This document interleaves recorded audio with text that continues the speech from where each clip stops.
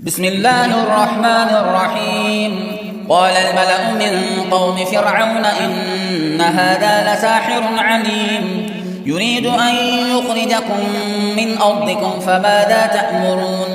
قالوا أرجه وأخاه وأرسل في المدائن حاشرين يأتوك بكل ساحر عليم. وجاء السحرة فرعون قالوا إن لنا لأجرا إن كنا نحن الغالبين.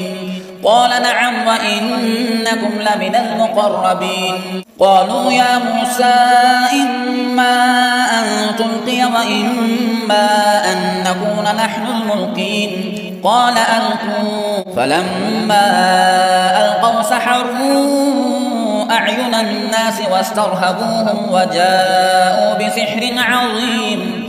وأوحينا إلى موسى أن ألق عصاك فإذا هي تلقف ما يأفكون. فوقع الحق وبطل ما كانوا يعملون. فغلبوا هنالك وانقلبوا صاغرين. وألقي السحرة ساجدين قالوا آمنا برب العالمين رب موسى وهارون. قال فرعون آمنتم به قبل أن أذن لكم إن هذا لمكر مكرتموه في المدينة لتخرجوا منها أهلها فسوف تعلمون. لأقطعن أيديكم وأرجلكم من خلاف ثم لأصلبنكم أجمعين. قالوا إنا إلى ربنا منقلبون. وما تنقم منا إلا أن آمنا بآيات ربنا لما جاءتنا ربنا أفرغ علينا صبرا وتوفنا مسلمين.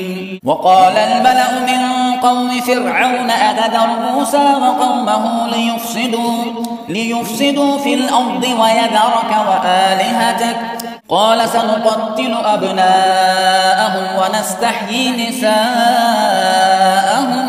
وإنا فوقهم قاهرون. قال موسى لقومه استعينوا بالله واصبروا إن الأرض لله يورثها من يشاء من عباده والعاقبة للمتقين.